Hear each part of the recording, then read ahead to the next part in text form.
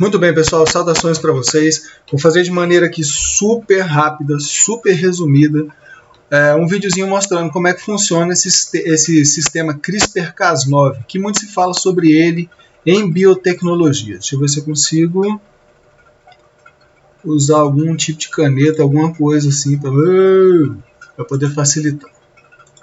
Pelo visto vai ser complicado. Ou não, né? Deixa eu ver que diabo é isso aqui. Não, deixa pra lá. Bom, enfim, então, primeiramente, o que é esse sistema CRISPR-Cas9? Parte de texto super resumida mesmo. CRISPR corresponde a uma série de sequências palindrômicas, então assim, inicialmente, é uma sequência, uma região que fica no cromossomo, tá, no DNA cromossomal de células procariontes. Então, uma série de sequências palindrômicas e que ficam regularmente espaçadas. Tem um espaço entre elas que é regular, então se repetem várias vezes essas sequências aí. Como eu disse, localizadas no DNA cromossomal de células procariontes, que são bactérias e arqueias, mas aqui eu vou ficar chamando de DNA da bactéria, tá? Para simplificar. Essas sequências aí, elas têm origem viral. Então, na verdade, elas vieram de vírus que já infectaram as células da linhagem. Tá? E são uma espécie de banco de dados das ameaças, no caso virais, né, pelas quais aquelas células já passaram. Então, já foi infectada por um vírus tal, deixa aqui um pedacinho dele aqui, e assim por diante. Então, isso é CRISPR. Cas, que abreviando é CRISPR-associated, são genes que estão localizados bem do lado, quase, dessas sequências CRISPR aí, e que codificam enzimas de restrição, como essa Cas9 aí, que é a mais usada no sistema. Tá? Esse sistema CRISPR-Cas9, ele funciona como uma espécie de sistema imunitário para as bactérias. Ele reconhece e corta DNA de vírus que estejam infectando elas. Então, vamos ver de maneira bem resumida isso aqui. Nessa figura, o que eu botei? Eu botei um pedaço, tá, de cadeia dupla do DNA do cromossomo da bactéria. Então aqui, ó, do cinza para você lê da esquerda para a direita. Do cinza em diante, você tem as sequências CRISPR, que tem esses pedaços aqui, ó, que são sequências virais. Aqui eu só botei 2, mas obviamente pode ter bem mais. E no lado esquerdo, nas adjacências, você tem esses genes Cas aí, que tem, né, codifica endonuclease de restrição lá. Bom, o que acontece quando uma célula bacteriana vai ser infectada por um vírus, e sendo que ela já foi antes, então, ou seja, tem um pedaço no banco de dados dela do DNA desse vírus. Então, o que acontece? O vírus, no caso bacteriófago, perdão, ele insere o DNA viral dele na bactéria. Então aqui, ó, de roxo, eu botei justamente a sequência que é mais correspondente à sequência que está lá no CRISPR da bactéria. A bactéria produz o sistema CRISPR-Cas9, que é basicamente o quê? Cas9, que é a endonuclease de restrição, que eu desenhei toda de verde aqui, o domínio de endonuclease de restrição.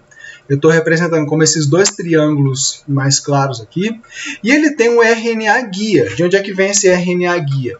Vem aqui da sequência do DNA.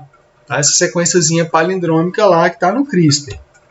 Então esse RNA guia ele é complementar a uma região aqui que está no DNA viral. Então como é que age o sistema para defender a bactéria contra ameaças?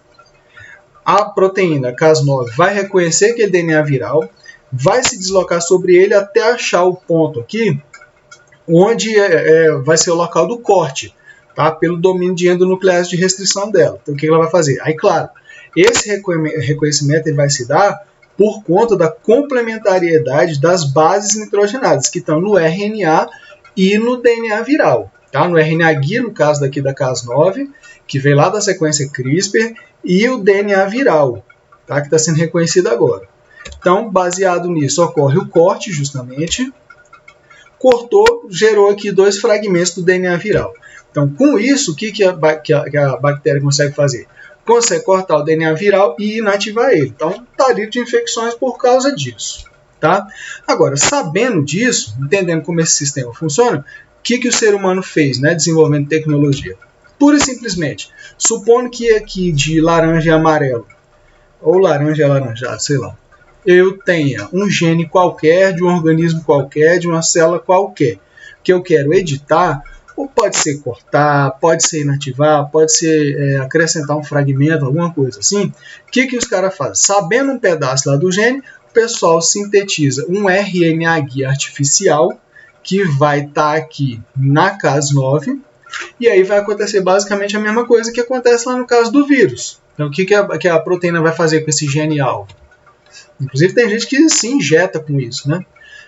O que ela faz? Reconhece lá no DNA da célula esse gene alvo. Então, no caso, detalhe, tá? Se não ficou claro. Aqui nesse caso, Cas9, CRISPR-Cas9, né, o sistema, ele é inserido. Ele é injetado na célula-alvo que se quer modificar, tá? Editar o genoma. Então, enfim, de novo, ele reconhece o DNA da célula, vai andar nele até achar o ponto lá, que é o local do corte, pelo domínio de endonuclease de restrição. De novo, por conta da complementariedade de bases entre o RNA guia, que está aqui amarelo, e o DNA lá alvo. Tá? Então, ocorre o corte, mesmo esquema. Cortou, gerou esses dois fragmentos aqui. Mas imagina um cromossomo de uma célula eucarionte, por exemplo. Então, a partir daqui, o que pode acontecer? Cortou lá o DNA, o que a célula vai tentar fazer logo de cara é reparar aquele corte. Só que o que pode acontecer no sistema? No caso desse sistema aqui, tá? Ele pode falhar e inativar o gene. Por quê? Nesse corte, alguns nucleotídeos lá da região, que eu destaquei aqui de vermelho, eles são perdidos. Então acaba que você encurta o gene. Isso pode inativar ele. Aí o que os caras podem fazer? Pode pesquisar o efeito do gene inativado na célula ou no organismo. Outra coisa, se houver um fragmento de DNA disponível, que inclusive pode ser um fragmento sintético, né, um sintético no caso artificial que eu digo, e foi introduzido na célula também, na hora de fazer o reparo, a maquinaria da célula vai inserir esse fragmento lá no local do corte. Então assim você pode, por exemplo, inserir um gene novo, tá, no cromossomo, no DNA cromossomal de algum organismo. E ainda, tá? Isso aqui são só 3 possibilidades, mas tem tanta coisa que o povo faz que, assim, seria o caso até de fazer um vídeo mais aprofundado, de repente. Outra coisa, por exemplo, se você quiser excluir um fragmento no DNA cromossomal lá dessa célula, o que você pode fazer? Você pode usar RNAs guias nas Cas9 que sejam complementares a regiões que flanqueiam aquele pedaço que você quer excluir. Então vão haver 2 cortes, ó, um na esquerda e um na direita. Aí esse pedaço aqui é excluído. Tá? Hoje em dia, o pessoal também consegue fazer modificações na própria Cas9 ou então acrescentar coisas nela mesmo. Tem, por exemplo, coisas que, assim, só de cabeça aqui que veio. O pessoal consegue colar domínios de fatores de transcrição na Cas9. Então, uma vez que a Cas9 reconheça alguma sequência-alvo, deixa eu botar aqui, em vez de cortar, ela vai ligar um fator de transcrição por ali para aumentar a expressão de um gene que esteja ali nas adjacências. Tá? Ou se pode colocar um domínio de repressor. E por aí vai. Então, assim, o pessoal já consegue fazer muita coisa com esse sistema. E, inclusive, tem até um maluco aí que o cara faz em casa e faz nele. Ainda vende os kits, eu acho que por uns $30 na internet. Para as pessoas tentarem fazer edição gênica em si mesmos. Apesar de que eu acho que isso aí já é picaretagem, não funciona nada. Mas enfim, gente, espero ter podido contribuir alguma coisa com sua vida. Falou, valeu!